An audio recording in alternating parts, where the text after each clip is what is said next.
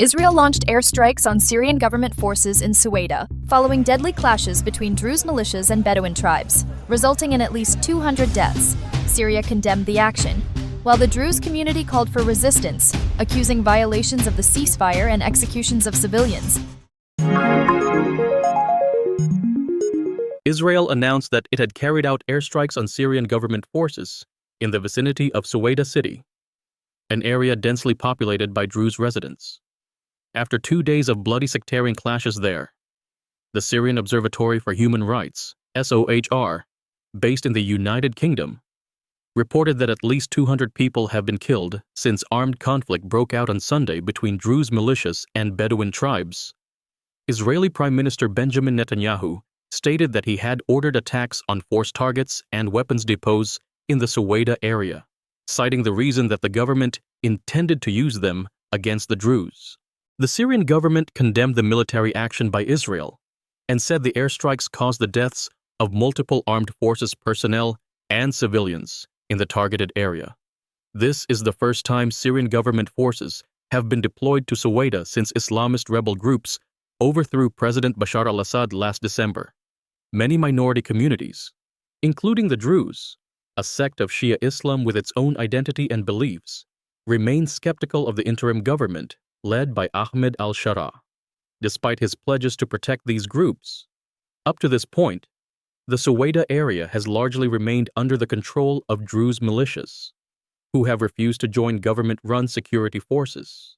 Netanyahu affirmed Israel's commitment to protecting the Druze in Syria, citing strong ties with the Druze community living in Israel and the Golan Heights, which is currently under Israeli control. In a statement issued on Tuesday, the Syrian Foreign Ministry placed full responsibility on Israel for the consequences of the latest attacks in southern Syria. The Trump administration called on Israel to halt airstrikes targeting Syrian forces. It is reported that Israel had declared it would cease the attacks by Tuesday night. On Tuesday, the Syrian defense minister announced a ceasefire in Sweida and said an agreement had been reached with local leaders to deploy security forces to the area. However, a religious leader of the Druze community called on local fighters to continue resisting. After Syrian forces were deployed, SOHR accused these forces and their allies of executing at least 19 Druze civilians, including 12 people killed at a family guest house. SOHR also accused members of the Syrian Defense Ministry of carrying out systematic acts of sabotage against homes and civilian property, including stealing furniture, smashing doors and windows, and then setting fire to several houses.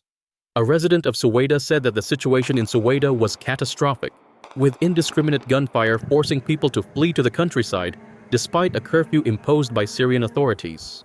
The origin of the clashes between the Bedouin tribes and Druze militias is believed to stem from a robbery and kidnapping. Last Friday, targeting a Druze merchant on the highway connecting to the capital Damascus.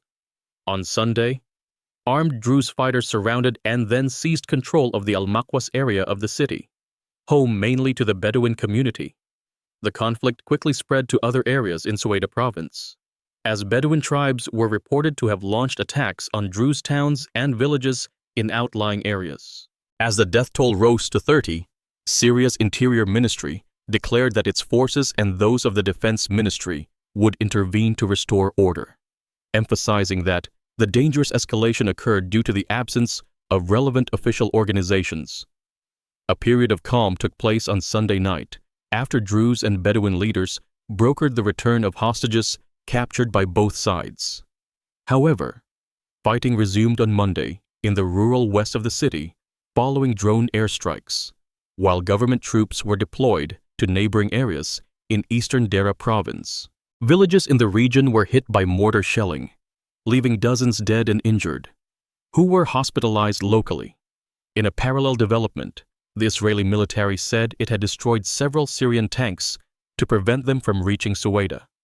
Israeli Defense Minister Israel Katz declared this was a clear warning to the Syrian regime. The victims of the conflict include children, Druze, Bedouin, and members of the Syrian security forces.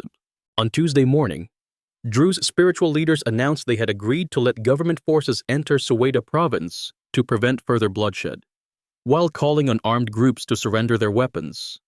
However, just hours later, influential cleric Hikmat al-Hajri released a video urging Druze fighters to resist this brutal campaign by all possible means. Accusing government forces of violating the ceasefire agreement by bombing Sweida, as security forces entered the inner city, Syrian Defense Minister Major General Murhaf Abu Kasra declared a total ceasefire, adding that an agreement had been reached with notables and dignitaries. He further stated that Sweida neighborhoods will be placed under the control of the internal security forces immediately after clearing operations are completed to bring chaos under control and ensure civilians return home. By early afternoon the same day, Israeli Prime Minister Benjamin Netanyahu and Defense Minister Israel Katz announced that they had instructed the Israeli military to immediately carry out strikes targeting Syrian forces and weapons depots sent to Sweida, which the regime intended to use against the Druze. The two leaders accused the Syrian government of violating the demilitarization policy they themselves had adopted, and argued that the presence of government forces posed a direct threat to Israel. The Syrian Observatory released a video showing at least one Syrian security force member killed in an Israeli airstrike on a military convoy. The Syrian government has not yet issued an official response to these developments. Earlier this year, Prime Minister Netanyahu warned that he would not tolerate any threats to the Druze community in Syria and called for the complete demilitarization of the Sweida area and two other southern provinces. The Israeli Prime Minister regards the Sunni Islamist group Hayat Tahrir al-Sham, HTS, backed by interim President Sharaa, as a danger.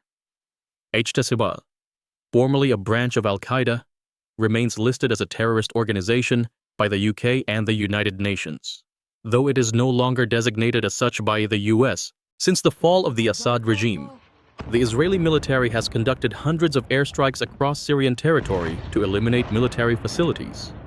In addition, Israel has deployed troops to the UN-monitored demilitarized buffer zone, including the occupied Golan Heights, adjacent areas in Syria, and Mount Hermon.